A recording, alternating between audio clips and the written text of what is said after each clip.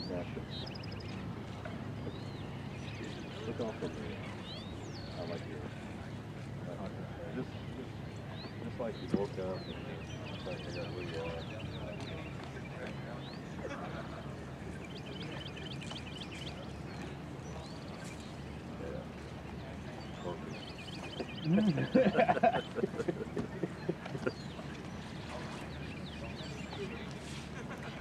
He's taking some serious shots this morning. Look at look at his video face. Going. Look at his face. You can tell how serious this is. A long pan. Oh, you taking video. Good morning, Greg. Good morning, Corporal. Oh no, did we bring you? Oh.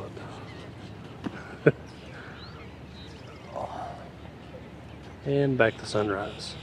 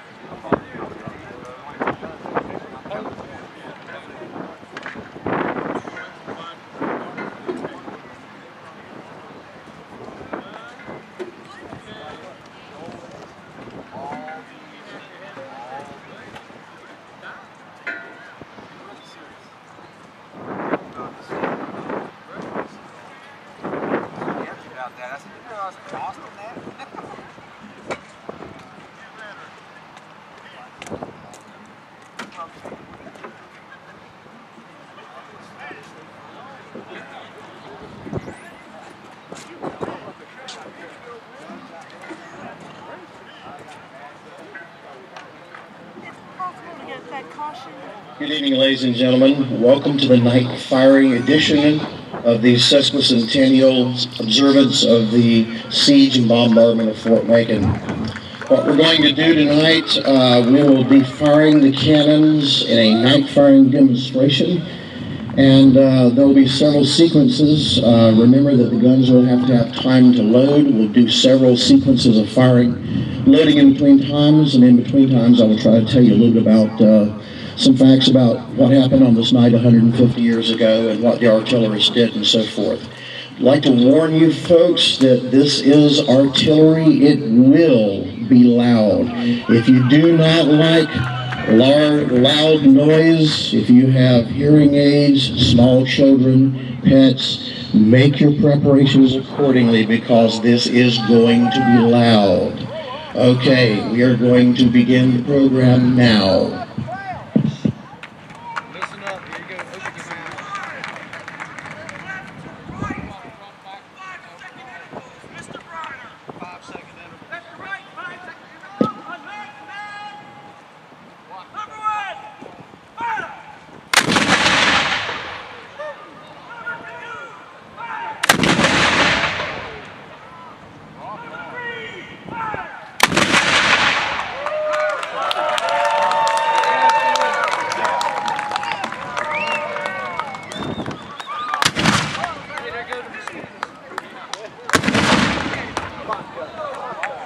Yeah, right. That's just fun. Okay, folks, while they're reloading for the second round, I'd like to explain a little bit about what we're doing here. On this night, 150 years ago, April 21st, 1862, there's a little story behind the night bombardment at Fort Macon, because it really happened. What was going on was that the fort was held by Confederate troops. Union troops were out in the sand dunes. They had siege positions about 3/4 of a mile away, and they were preparing their artillery for a bombardment. But in the meantime, on this night, an attempt was made by the Union forces to send an advanced force ahead between the lines, about 600 yards closer to the fort, at the ruins of an old house called the Eliason House. The Union troops were intending to dig in around that house and place marksmen or sharpshooters from their trenches and open fire on the fort and pick off gunners in the fort and shoot down anyone that they could get a good shot at. Well, as this attempt was being done, the Union troops were members of the 8th Connecticut Regiment, and they got to the position where they going to dig the entrenchments, and they started to dig. The fort's lookout spotted them, even though it was in darkness. And so the fort's guns opened fire on the Union troops, and a bombardment began. The Union troops were forced to leave their entrenchments and retreat back to their lines. 2 of their men were wounded, and it was just a hail of cannon fire unleashed on them, and perhaps if it hadn't been dark more, they would have been killed or injured. But the Union troops were driven back to their lines. Rather than stop the bombardment, the guns of the fort continued to fire all night long. So it was a night bombardment of the Union lines with the Confederate forces firing the guns of the fort, shelling the Union lines all night long.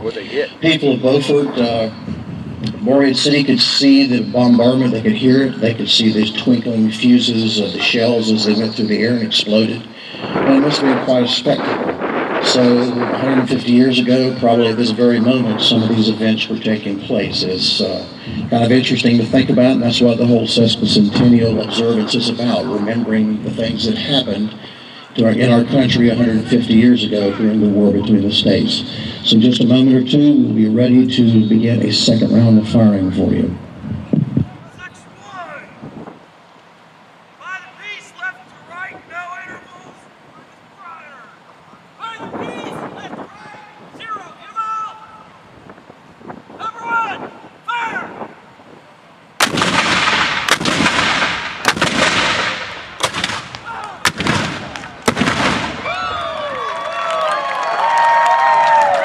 Coming up on being loaded for the final firing. We've still got a couple of the big guns that are almost there.